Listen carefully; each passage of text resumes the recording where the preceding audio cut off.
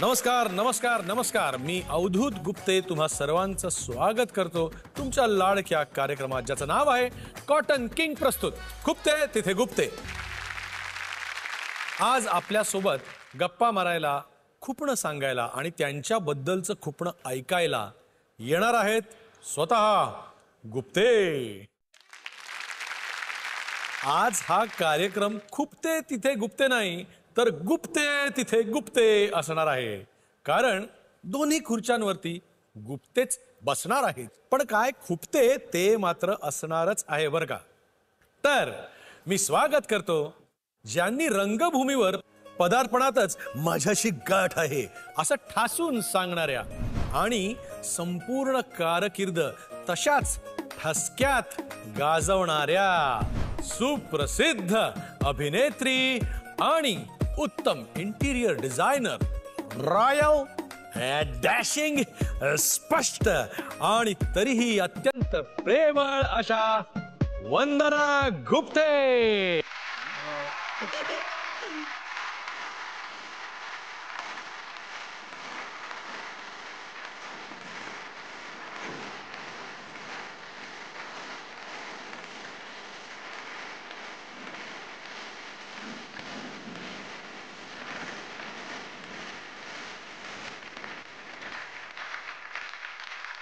तर वंदनाताई, thank you very much.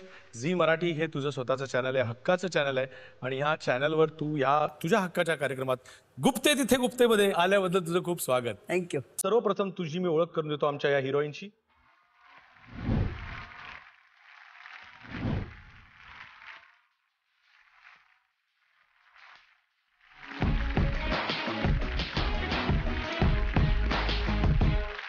चला थेट प्रश्नांकडे जाऊया. 50 वर्ष लग्नाला आणि अभिनयाच्या कारकिर्दीचा हा सुवर्ण महोत्सव. सर्वप्रथम तुझं खूप खूप अभिनंदन. नाट्य परिषदेचा जीवन गौरव अधिक झीचा देखील जीवन गौरव मिळालेला आहे. जोरदार टाळ्या झाल्या पाहिजे. तुमचं प्रेम जुळलं ते नाटक खडाष्टक होतं, पण संसार मात्र एकदम सुखाचा राहिला. पण खडाष्टक पासून सुरू झालेली लव्ह स्टोरी आम्हाला ऐकायची आहे. खडाष्टक नाटक साहित्य संघाने बसवलं होतं आणि त्यावेळी माझी शिरीषची ओळख झाली. शिरीषला त्याच्या मित्रांबरोबर तो आला होता. त्याला सांगितलं की शिरीषनी बघितल्याबरोबर नाही, कोण आहे रे पोरगीच्या चिकणी चिकणी आहे, मी लग्न करणं इच्छा असं तो मित्राला बोलला. हे श्याम खांडेकर, वसू भगत वगैरे त्यावेळेचे सगळे नाटकातले स्टॉलवर्ड्स. तो म्हणाले भानगडीत पडू नको, ती मा आहे भयंकर, ती टफ आहे आणि तुला काय झेपणार नाही ती, तू नको उगाच भानगडीत पडू. तरी सुद्धा त्याने धीर करून मला चला आपण जाऊया कॉफीला वगैरे असं करून कोणाला तरी सांगून मध्ये घालून मग मी कॉफी प्यायला कोण होती बरोबर म्हणून मी गेले आणि असं करून जवळजवळ वर्षभर मी खडाष्टक चालू होतं. नाटकही आणि पर्सनल आयुष्यात पण अशी गंमत म्हणजे आमच्या भेटीची. पण मग गुप्तेंनी प्रपोज केलं घरी कसं सांगितलं? नाही, मी जेव्हा घरी सांगितलं तसं आमच्याकडे काही फार बंधनं नव्हती. तोपर्यंत भारतीचंही काहीतरी एक लफडं सुरूच होतं. लफडं सुरू होतं. नाही, काय होतं, आमच्या बहिणींची फार घट्ट मैत्री होती. त्यामुळे जे काय कोणी आवडला, कोणी प्रपोज केलं, कोणी काय केलं, यांच्याबरोबर गेली ती, त्याच्याबरोबर गेली, पण ते काय खरं नाही म्हणून वगैरे हे सगळं आम्ही एकमेकांशी छान मोकळेपणे बोलायचो. त्यावर मला जेव्हा शिरीषने प्रपोज केलं त्यावेळी मी घरी येऊन सांगितलं की तो आहे ना शिरीष गुप्ते, त्यांनी मला लग्नासाठी विचारलंय म्हणून. तर प्रत्येक बहिणीची रिॲक्शन कशी होते. भारती मोठी सर्वात, बघ बे विचार कर, लग्न करायचं म्हणजे काही सोपी गोष्ट नाही आहे बरं का. अरुणा, हा तब्येतीने चांगला आहे, तो फिट आहे तसा, म्हणजे कारण ती मेडिकलवाली होती त्यामुळे ती फिटनेसच बघायची फक्त. राणी शिरीष ते कुरळे केस होते, तो कुरळे केसची जुल्फ काढतो तो चालेल मला जिजाजी म्हणून. असं करून त्या तिघींनी मला संमती दिली. मग घरी सांगितलं, वडील म्हणाले त्याला येऊ दे, भेटू दे, मग बघूया. तर मग शिरीष भेटला त्यांना. ती त्याची वेगळीच हकीकत आहे. तो जेव्हा गेला भेटायला, म्हणजे आमच्या घरी आला नेपेन्स रोडला, तेव्हा वडील त्याला एका आपल्या स्टडीमध्ये घेऊन गेले तर दरवाजा उघडल्यात आणि दरवाजा बंद केला. त्या मागे असे मोठे बांबू असतो ना काठीचा, याचा झाडूचा बांबू, तो ठेवलेला होता. तर इतका घाबरला की आता काय होतंय माझं. पण वडिलांनी छान त्याच्या मुलाखत घेतली आणि मग म्हणाला की ठीक आहे, जे आहे ते चांगलं आहे, पण नीट व्यवस्थित. मग जेव्हा आम्ही ठरवलं दोघांनी करायचं, त्यावेळी घरी गेले, त्यांच्या घरी. मग मम्मीने तेव्हा मला बजावून सांगितलं की तू सिकेपेकडे जातेस, असं 3-3दा वाकून नमस्कार कर, उगाच वाचा वाचा बोलू नको, फसा फसा हसू नको नेहमीसारखी वगैरे सगळं सांगितलं. मम्मी काळजी करू नको. मग मी गेले भेटायला त्यांना. बरं, शिरीषचे आई वडील इतके, ते मॅजिस्ट्रेट होते पण आईच्या गाण्याचे भक्त होते. त्यामुळे ते इतके खुश झाले की त्यांची मुलगी आपल्याकडे सून म्हणून हा आणणार आहे आणि पहिल्यांदा आपण भेटणार आहोत. तर मी गेले. तशी मी इम्प्रेशन मारण्यात पटायचं होते, त्यामुळे मी इम्प्रेशन आहेस. तर मी छान मग त्यांच्या माझ्या सासूबाईंबरोबर आत गेले स्वयंपाकघरात. मी काय करू का वगैरे असं जरा वरवर विचारलं, मला काही येत नव्हतं. गेले आणि त्यांनी इतकं सुंदर मला खायला घातलं वगैरे सगळं. आणि मग आम्ही गप्पा मारत बसलो होतो. माणिकबाईंची मुलगी, तू गातेस की नाही आईसारखी थोडी थोडी? म्हटलं हो गाते ना. म्हण की एखादं गाणं, म्हणजे ही वधू परीक्षा नाहीये पण म्हण. तर मी काय म्हणावं? पाडाला पिकलाय आंबा.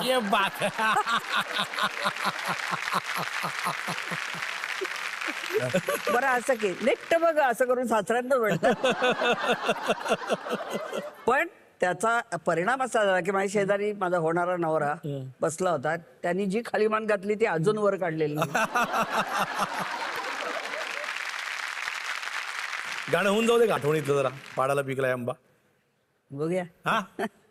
आला ग बाई, आला ग बाई, आला ग,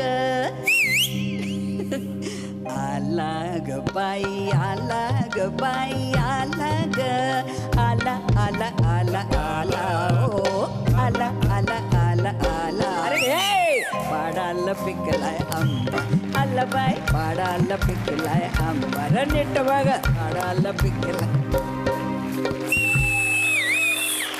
ये बात आहे. आणि तू पण आंबा चोरलायस. प्रेमाच्या गावाजवळ नाटकाचा दौरा होता आणि पूर्वी कसं मे महिन्याच्या सुट्टीत दौरा आखायचे आणि मग आम्ही असे आंबे भरभरून घेऊन जायचो. परत बसमधनं काही प्रॉब्लेम असायचा म्हणून आम्हालाही बरं वाटायचं ते. पण ओपन एअर थिएटर मला आठवतंय, दापोलीला का कुठे आमचा प्रयोग होता आणि अरविंद देशपांडे, निवेदिता सराफ म्हणजे आता जोशी तेव्हाची, आणि मी, असे आम्ही तिघं स्टेजवरती इंटरव्हलचा पडदा पडायच्या आधी 3 मिनिटं आधी गोष्ट असेल, आम्ही तिघं बोलत होतो एकमेकाशी, काहीतरी संवाद चालले होते आणि अचानक मागे स्टेजच्या एक आंब्याचं झाड होतं, त्यांना बरोबर पिकलेला आंबा माझ्यासमोर पडला. बरं, माझ्या डोक्यात आता संवादांचं वगैरे काही लक्ष उडालंच म्हणजे ते. तर ते म्हटलं आता हा जर मी आंबा नेला नाही आत माझ्या एक्झिटला तर निवेदिता नक्की उचलणार आणि मग तो आपल्याला काही मिळायचं नाही. मी काय केलं, ते बोलत असताना आले असं करून मी तो उचलला, हात घेऊन माझ्या पोर्टमध्ये टाकला आणि परत आले आणि 2 वाक्यानंतर 3 वाक्यानंतर पडदा पडला. अरविंद देशपांडे इतके चिडले, तू असं नाटकाबाहेर आणि कॅरेक्टरच्या बाहेर असं कसं करू शकतेस, असं त्यांनी मला लेक्चर द्यायला सुरुवात केली. ते करत असताना मी आपला आंबा कापत होते, तोपर्यंत चोरी मागून घेतली होती. ते मला ओरडत होते, मी आंबा कापते. त्यांचं लक्ष नव्हतं मी काय करते, फक्त ते बोलत होते दिस इज व्हेरी अनप्रोफेशनल, तुला अजून केवढं करिअर करायचंय वगैरे.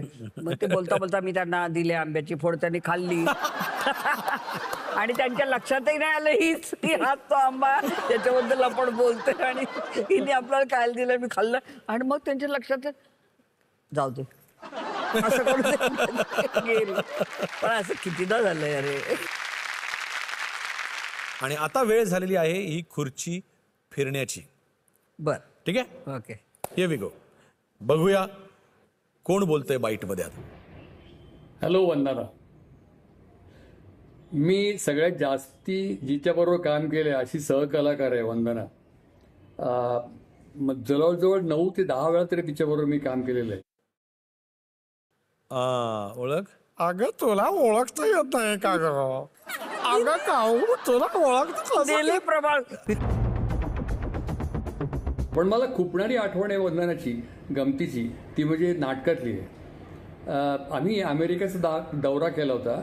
सई परांजपेंचं नांदा सौख्य बरे हे नाटक होतं, रेव्ही होता तो. मी आणि भारती आम्ही नवरा बायको होतो आणि वंदना भाजीवाली होती. त्या भाज्यांची नावं काही तिच्या लक्षात राहायची नाही, म्हणून तिने काय आयडिया केली होती, त्या टोपलीमध्ये कागद ठेवला होता आणि त्या कागदावर भाजीची नावं सगळी लिहून ठेवली होती. आणि मग ते सीन सुरू झाला नाटकात आणि तिला तो कागद काही मिळेना आणि भाजीची नावं काही लक्षात येईना.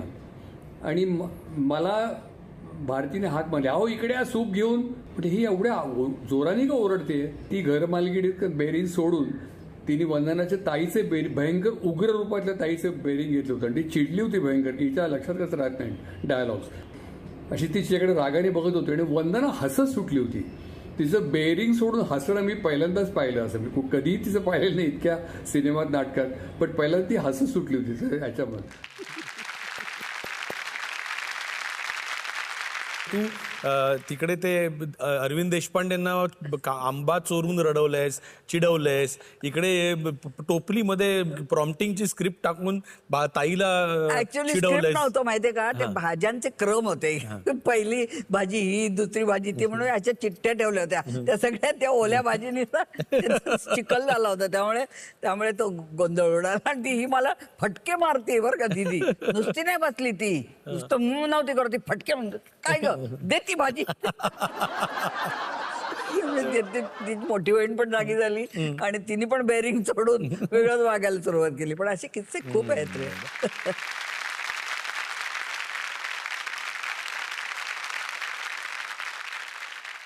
आता आपण पुन्हा एकदा तुमच्या कुटुंबाकडे येणार आहोत.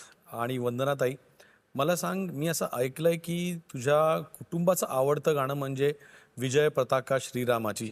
हो, काय विशेष आहे या गाण्याबद्दल? एकूणच सेलिब्रेशन आहे ना. हो ना.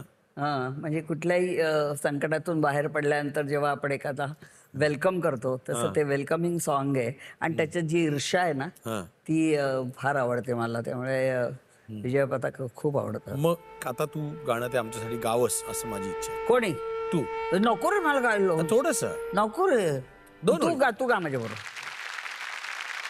विजय पताका श्रीरामाची झळकते अंबरी, प्रभु आले मंदिरी, आले प्रभु आले मंदिरी. विजय पताका श्रीरामाची झळकते अंबरी, प्रभु आले मंदिरी, आले प्रभु आले मंदिरी.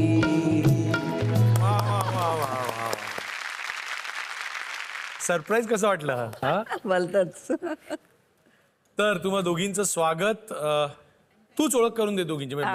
ही धाकटी बहीण माझी राणी, राणी वर्मा. हे राष्ट्रदेवतांचे हे गाणं ज्यांनी गायलंय. आणि पप्पा सांगा कोणाचे वगैरे, पप्पा सांगा कोणाचे हिने गायले. आणि ही स्मिता लिमये माझी मैत्रीण. तुम्ही दादरला जिप्सीमध्ये खाल्लं असेल तर हीच ती जिप्सी मुलगी. राणीताई, आता तुम्ही पहिलं सांगा, वंदना ताईचं काहीतरी खुपणं तुम्हाला, म्हणजे कागाळ्या करायला तुम्ही आलाच आहात आता, तर म्हणजे चांगलं बोलायचं नाही ना. अजिबात नाही. कार्यक्रम फक्त खुपण्याचा आहे. भयंकर आवड शॉपिंग. म्हणजे ती जगातल्या कुठल्याही शहरात किंवा छोट्या गावात गेली तरी पण इतक्या छोट्या गोष्टींपासून मोठ्या गोष्टींपर्यंत तिचं जे काय शॉपिंग असतं ते म्हणजे अगदी, म्हणजे सगळ्या बॅगा अशा ऊर भरून वाहत असतात. आणि तिला त्याचं कोणीही तिला त्याच्यात सांगितलेलं आवडत नाही. नवरा आणि मुलगा तर इतका वैतागतो की बास वंदना आता खूप झालं. आणि अशा वेळेला तिची ट्रिक माहिती आहे का काय आहे ते, की काही गोष्टी ती तिच्या बॅगेत ठेवते आणि काही गोष्टी मला हळूच अशा सरकवते की ह्या तुझ्या आहेत ना, आणि ह्या माझ्या नाही आहेत. आणि दुसरी खुपणारी गोष्ट अशी की तिला आवडणार नाही करायची सांगितलेलं, पण तिचे पैशाचे व्यवहार आयुष्यावास तिला अजिबात, सॉरी टू से, पण पैशाबद्दल तिला अजिबात व्यवहार ज्ञान नाही. म्हणजे कोणाला कसे, कधी, किती पैसे दिले, ते बक्षीस म्हणून दिले का ते दान म्हणून दिले का उधार म्हणून दिले, ते कधी येणार परत काय काही माहिती नाही. तिला हिशोबच आवडत नाही करायला. म्हणजे ती सरळ म्हणते की नाही गे, जाऊ दे ना, गेले तर गेले, जाऊन मी नाही करणार हा सगळा हिशोब, तू ठेव माझा हिशोब. हे आणि परत म्हणजे मीच करायचं ते. नाही, राणी फारच शिस्तीची आहे आणि मी अगदी बेशिस्त आहे. म्हणजे ती अशी आहे म्हणून मला असं राहायला लागतं. बेस्ट आहे, बेस्ट आहे, छान आहे. पण तर हे तर बहिणीचं खुपणं झालेलं आहे. आता आपण मैत्रिणीचं खुपणं ऐकूया. वंदनाचं काय आहे की तिला घरं घ्यायची खूप हौस आहे. गंमत आहे बघा, लोक आम्ही साड्या घेतो, बरोबर. तसं वंदना घरं घेते. अच्छा. तर ती घरं घ्यायची आणि बऱ्याच वेळ तिने शिरीषला सांगितलं, तिच्या मिस्टरांना सांगितलंच नाहीये. बापरे. एक दोनदा असं झालंय की तिने घर घेतलं, आम्हाला सगळ्यांना सांगितलं आणि सांगितलं की तिकडे आता आपल्याला ओपनिंगला जायचंय, पूजा आहे वगैरे वगैरे. आता अडचण आली शिरीषची. शिरीषचं एकंदर ते सगळं कोर्टाच्या तारखा आणि हे सगळं करताना हिने त्याला काय सांगितलं असेल माहितीये? आपला तो मित्र आहे ना बाबा, त्याचं लग्न आहे, गुरटू, शोभा गुरटूचा बाबा पुतण्या. गुरटूचं, तर त्याचं लग्न आहे म्हणून तू ये. तो आमचा मित्र आजन्म, अजूनही तो ब्रह्मचारी. त्याचं लग्न आहे. बरं, त्याचं लग्न आहे म्हटल्यानंतर शिरीष नाही म्हणूच शकले नाही. त्याच्यामुळे ते आले तिकडे आणि आल्यानंतर मग त्यांच्या हस्ते मग फीत वगैरे कापली, पूजा केली त्यावेळेला. आणि मग शिरीष आमच्यावरती थोडेसे रागावले. तर मग काय झालं वगैरे, तुम्हाला नव्हतं का मी सांगितलं आधी, असं म्हणजे आमच्यावर नाव उलटवलं.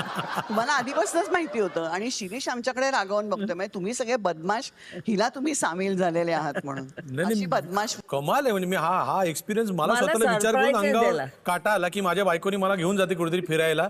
म्हणजे आज एकांच्या घरी जाऊया, मी कोणाच्या तरी घरी जातो, म्हणतो किती सुंदर घर केलंय बघ. ती म्हणते हो आपलंच आहे. पण खरंच आहे, असंच आहे. मला सरप्राईजेस द्यायला सगळ्यांनाच, म्हणजे अगं पण हे घराचं काय सरप्राईज असू शकतं घराचं का? सरप्राईज, कुठलंही सरप्राईज द्यायला खूप आवडतं मला. असं आवडतं, एक आनंद मिळतो त्यातून. खिशाला किती सरप्राईज पडलं त्याच्यात.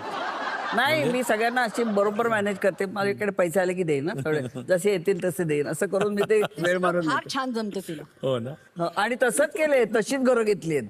वा वा वा वा, छान छान. नाही नाही, गॉड ब्लेस. तर असंच चालू राहो. असं 1-2-4 अशी दर महिन्याला घरं घेत राहा. आणि एक काही जे संगीतकार, गायक, गरजू असतात त्या होतकरू मुलांसाठी ठेवत जा. एखादं दान देऊन टाकायचं जाता जाता. हे घे, गुप्ते गुप्ते घर देऊन टाकलं. नाव पाटी पण बदलायची गरज नाही. चल जा घेऊन जा. हो, खरंच केलंय. चला, मी या दोघींना समोर बसून घेण्याची विनंती करतो आणि आपण कार्यक्रम पुढे चालू ठेवूया.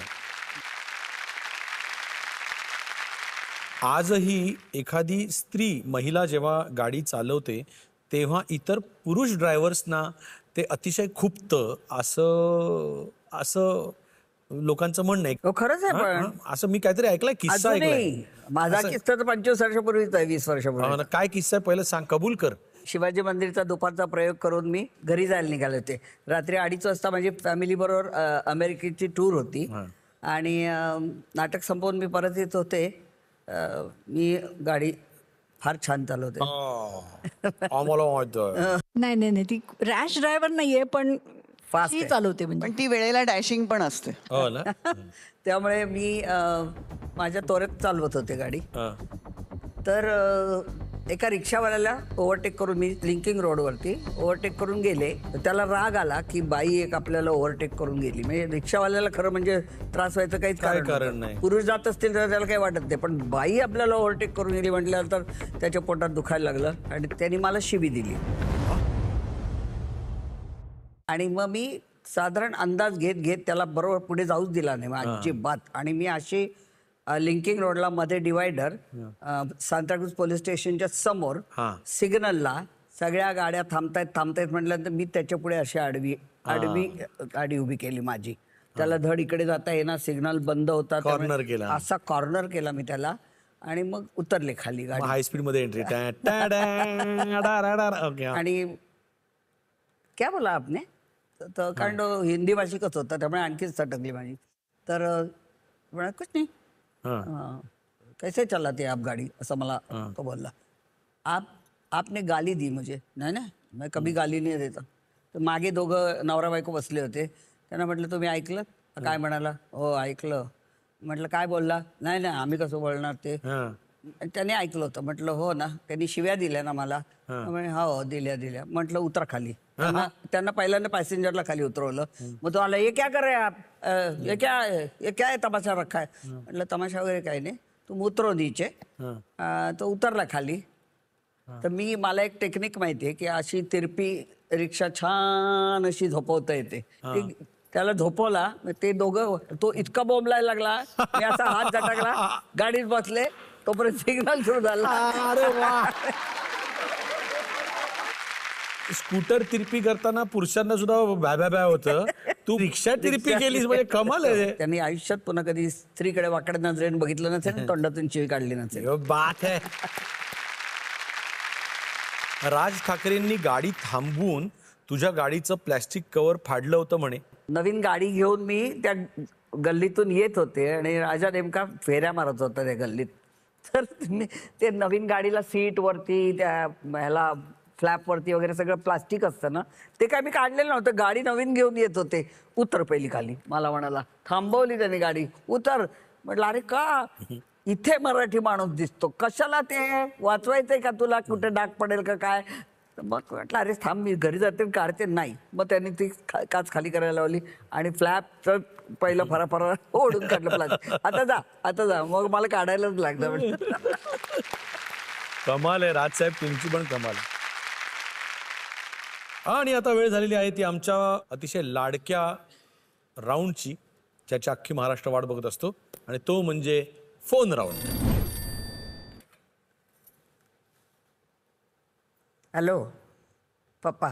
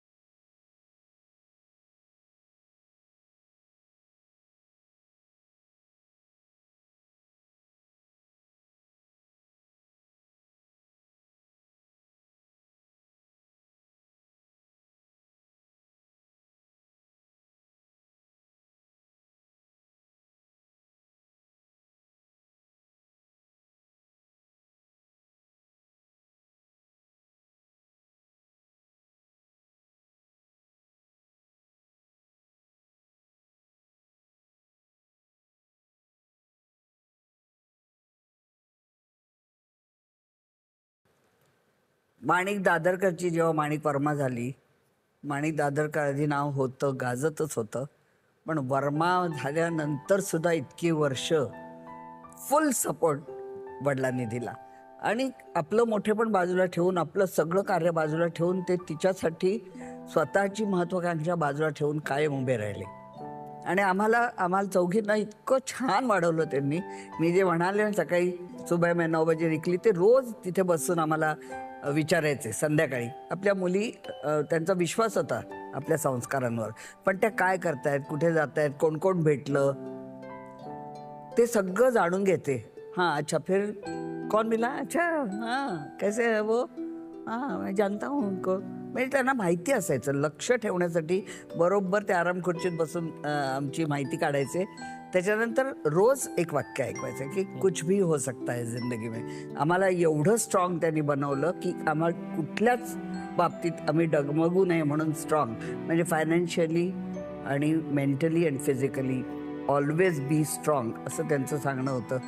आणि परीक्षा घेतच गेला देव. कुछ भी हो सकता है जिंदगी में होत गेलं आणि आम्ही छान उभे राहिलो चौघी. राणीजी, तुम्हाला विचारेन मी याबद्दल. अगदी खरं आहे.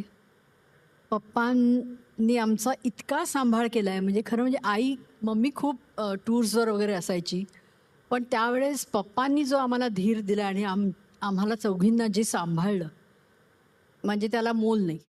इतके छान शायरी लिहायचे ते, खूप छान शायर, फार सुरेख कवी, अतिशय उत्कृष्ट शायर होते.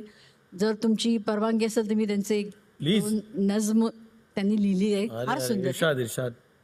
एक तार कहीं छू जाता है, झनकार निकलती जीवन भर. एक तार कहीं छू जाता है, झनकार निकलती जीवन भर, आवाज नहीं होती जिनमें, ऐसी भी सदाएं होती हैं। वा वा वा वा. तुमने देखा एक बार मुझे, तुमने देखा एक बार मुझे, दुख दर्द मिटा आराम मिला.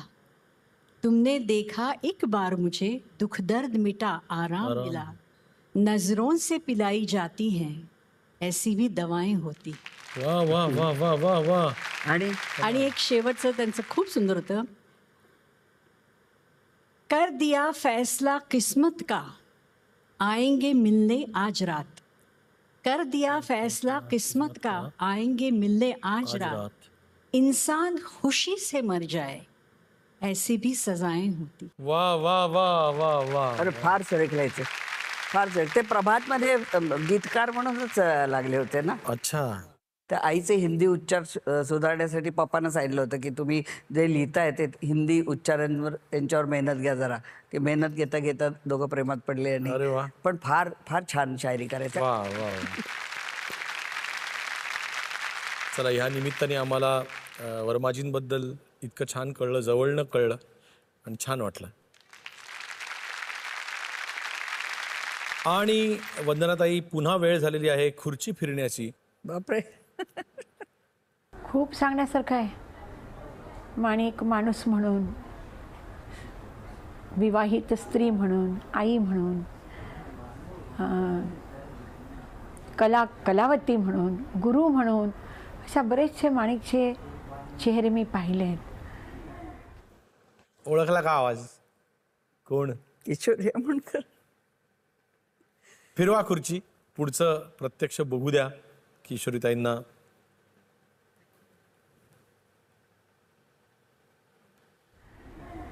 खरं म्हणजे माणिक माझी गुरु आहे.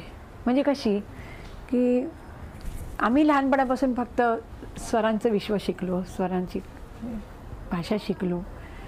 माणिकताईंचं जेव्हा मी पहिल्यांदा सावळाचा रंग तुझा ऐकलं, तेव्हा मला असं वाटलं की अरे, शब्दामध्ये पण सूर असतो आणि इतका छान, इतका भावपूर्ण. ते गाणं मी शिकले. आता मला आठवत नाही, पण एकच लाईन आठवते, सावळाचा रंग तुझा. परंतु माणूस म्हणून माणसाचं मन किती निर्मळ, किती स्फटिकासारखं स्वच्छ माणिकचं मन होतं. लहान मुलापासून वेटरन आर्टिस्टपर्यंत त्यांची जी बघण्याची दृष्टी आहे ना, होती. म्हणजे माणिक गेली हे मन तयार होत नाही, ॲक्सेप्ट होत नाही.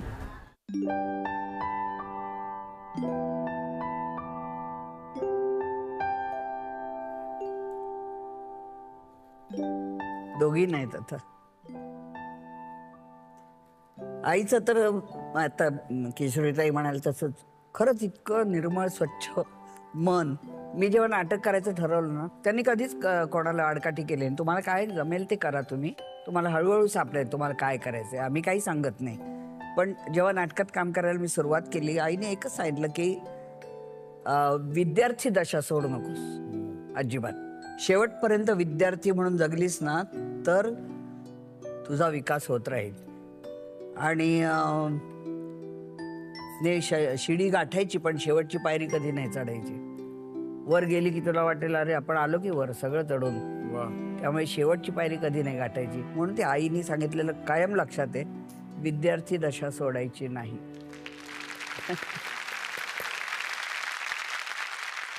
आणि ते आपल्याकडे अजून एक बाईट आहे, बघूया. हाय वंदना, ग्रेट सरप्राईज टू यू. खुपते तसे गुप्ते या कार्यक्रमाला माझ्या मनापासून सदिच्छा. आणि वंदनाच्या बाबतीत काय खुपतं हा मला प्रश्न विचारला होता. तिचं वेळेचं तारतम्य न ठेवणं ही गोष्ट मला फार आवडते. तिला ॲब्सोल्युटली टाइम सेन्स नाहीये, आणि तो फक्त आमच्या बाबतीत. एरवी नाटकाच्या किंवा शूटिंगच्या किंवा आत्ता हल्ली अलिबागच्या बोटीसाठी ती अगदी बरोबर वेळेवरती जाते. इव्हन रात्री 4 वाजता झोपली तरी, पहाटे 4 वाजता झोपली तरी पटकन उठून जाते. पण आम्हा कुटुंबियांबरोबर एखाद्या फंक्शनला यायचं असेल तर तिला 1-1.25 तास आधी पेपअप करायला लागतं, सारखं ओरडायला लागतं. आणि मग आम्ही बाहेर सगळेजण तयार होऊन बसतो आणि ही बया शांतपणे तयार होऊन येते आणि तयार होऊन आली की मला अवधूतचं गाणं आठवतं, मग ते मधुबालाचं गाणं ते आठवतं. काय मला एक्झॅक्टली वर्ड आठवत नाही, पण मग आम्ही सगळेजण म्हणतो ते गाणं अवधूतचं, आणि दरवेळेस मग खुपते तेव्हा गुप्तेची आठवण येते. थँक्यू. काय मग surprise advocate Shirish Gupte. But I am happy. एवढंच खूप आहे त्याला इतक्या 5 वर्षाच्या संसारात. नाही, खूप तर खूप असणार, पण तुझी जरब बघता त्यांनी सांगायचं धाडस केलं नसावं. एवढ्यावरती थांबलेत ते. तुला सांगू, जवळजवळ 50 वर्ष संसार झालाच आमचा, पण त्यातली 30 वर्ष मी बाहेरच असेल दौरे करत होते, त्यामुळे आमचा संसार टिकून आहे छान. 50 वर्ष झाली तेव्हा परत लग्न केलं. परत लग्न केलं. हे राणीची आणि माझ्या लेकीची आयडिया. स्वप्ना आणि राणी दोघींनी मिळून मुंडावळ्या वेळ, ही पण होती स्मिता, मुंडावळ्या वगैरे आणून सगळं ठेवलं होतं, टोपी घातली.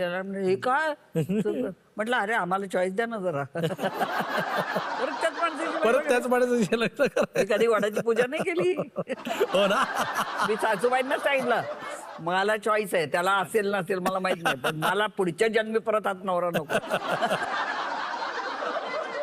पण त्यांचं म्हणणं काय आहे की उशिरा येते, हिला तर दीड तास आधी पेपअप करावं लागतं. ते लग्नाच्या आधी सुद्धा मी त्याला खूप हो ना, खूप उभं केलंय असं. कळू दे ना जरा काय. इसी बात पे कुर्सी फिर घुमाई जाए. तुमचा राजन भिसे आहे ना, हा. तो म्हणतो मला वेळ लागतो, असं तो दरवेळचं एक पालुपद आहे त्याचं. आम्ही अमेरिकेच्या दौऱ्यावर गेलो होतो तेव्हा काहीतरी तो खिमा वगैरे असा करायला तो उभा राहतो, पण त्याच्या एक खिमा बनायला त्याला वेळ लागतो. म्हणजे जेवायला जर का खिमा हवा असेल तर सकाळी नाश्त्याला सांगायचा, नाश्त्याला सांगितलं की जेवणापर्यंत येतो असं. तुम्ही ह्या वर्षी तुमचा 50वा लग्नाचा वाढदिवस साजरा केला. अर्थातच तुमची जोडी अनुरूप आहेच, पण तुमच्या पार्टनरची एक कोणती हॅबिट आहे जी तुम्हाला अजिबात पटत नाही? स्वयंपाकघरातली लुडबुड.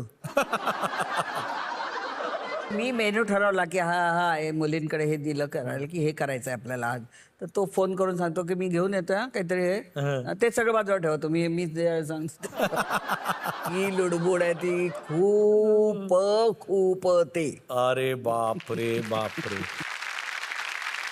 आणि आता वेळ झालेली आहे रॅपिड फायर राऊंडची. Are you ready for this? Yes. Okay. आवडता अभिनेता प्रशांत दामले की मोहन जोशी? मोहन जोशी. आवडता नाट्य दिग्दर्शक? 3 पर्याय आहेत. चंद्रकांत कुलकर्णी, वामन केंद्रे का विजय केंकरे? चंद्रकांत कुलकर्णी. आयशा. 9 नाटकं केली मी त्याच्याबरोबर, आणि तो फार ग्रेट आहे. म्हणजे त्याला नाटक पूर्ण पाठ असतं, एक तर यू कॅनॉट चीट हिम, कधीच नाही. 4 चौघीतली मुक्ता बर्वे ती भूमिका आवडली की तुम्ही करत होता ती आवडली? हो. कोणाची आवडली? माझीच आवडली.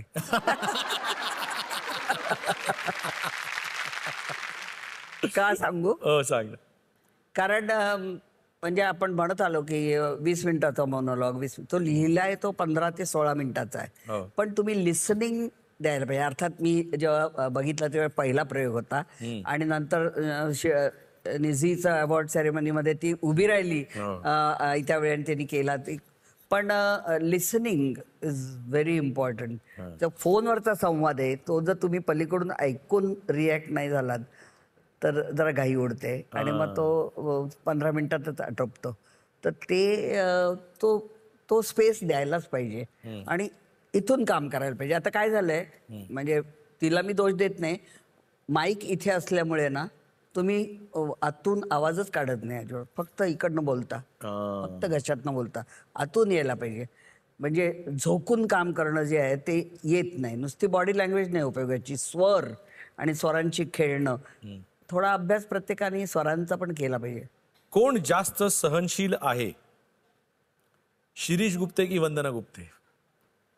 शिरीष. नाही, खरंच आहे, तो मला सहन करतोय, यातच त्याची सहनशीलता आली. So sweet. अशा प्रकारे रॅपिड फायर राऊंड संपलेला आहे आणि आपण यांना 100 पैकी 100 मार्क देऊन टाकायला काही हरकत नाही आहे. सगळी उत्तरं ताबडतोब आणि खरी दिलेली आहेत. आणि आता वेळ झालेली आहे ती आमच्या कार्यक्रमाचा नवीन, ह्या पर्वातला नवीन राऊंड, पण लोकांना प्रचंड आवडलेला राऊंड, तो म्हणजे मॅजिक बॉक्स. ह्या मॅजिक बॉक्समध्ये आम्ही काही नाटकांची नावं आम्ही टाकलेली आहेत. बरं. ह्या नाटकातला तुला आठवणारा एखादा संवाद, एखादा किस्सा आम्हाला सांगायचा. बरं. पहिलं नाटक आहे संध्याछाया. संध्याछाया.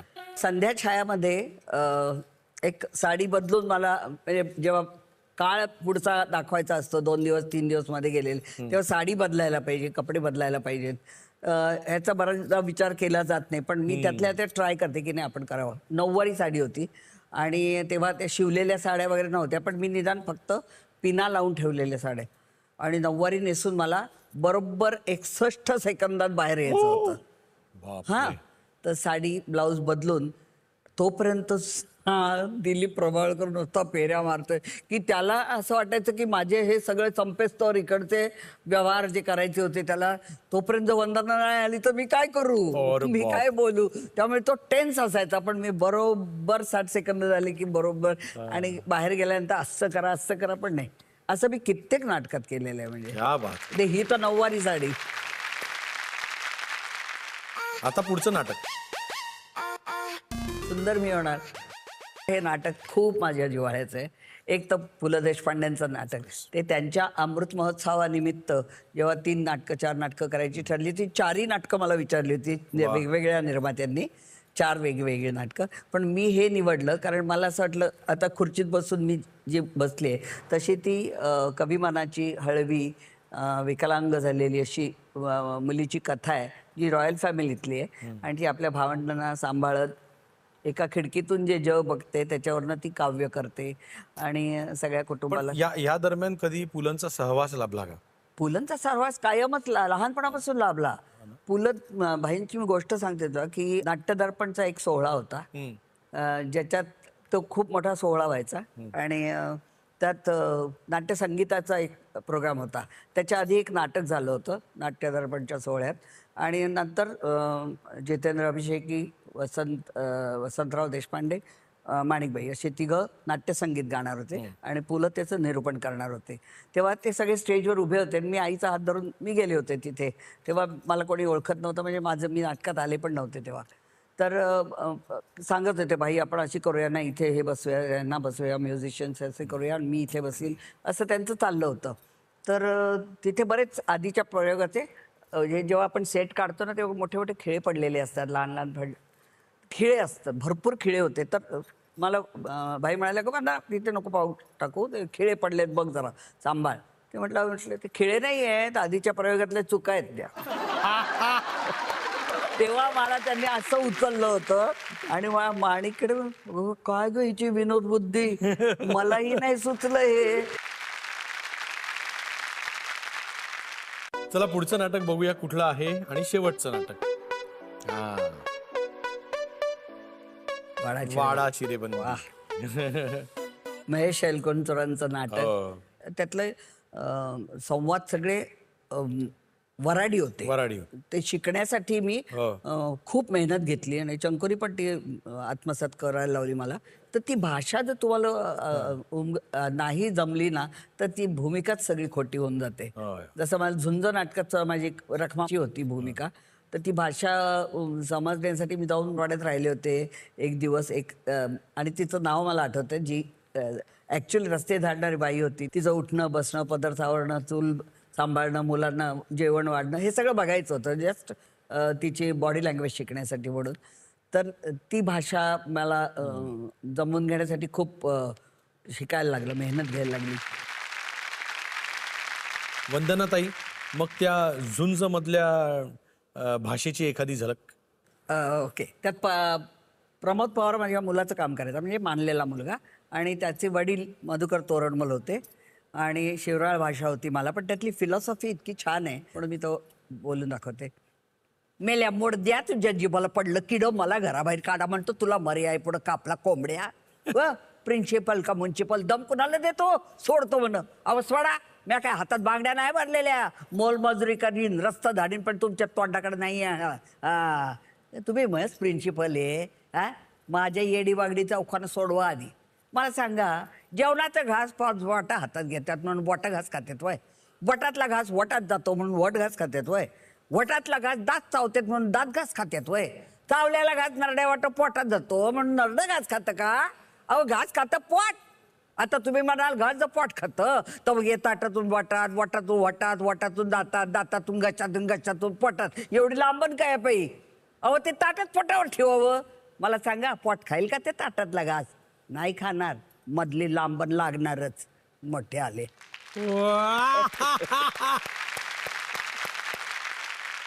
असं नक्की काय खुपलं म्हणून स्वतःला इतकं टफ व्हावं लागलं?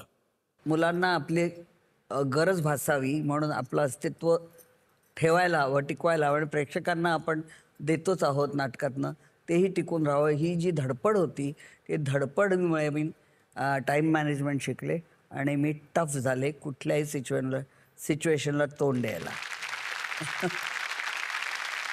तुमच्यासारख्या आतून हळुवार, संवेदनशील पण बाहेरून टफ अशा व्यक्तिमत्वाला कॉटन किंग तर्फे तुमच्या कुटुंबियांसाठी एक गिफ्ट हॅम्पर. खरंच हा तुमचा ॲक्वा टफ प्रवास आमच्यासाठी खूपच प्रेरणा देणारा आहे.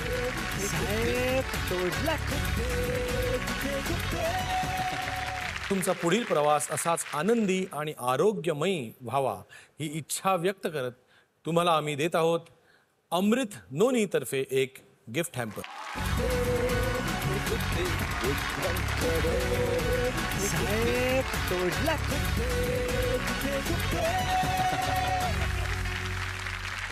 तुम्हाला याचा भाग बघताना असं वाटलं असेल की आपल्यालाही असं मनमोकळं जगता आलं पाहिजे. पुन्हा भेटूया ह्याच वेळी. धन्यवाद. शुभरात्री. साहेब तोडला.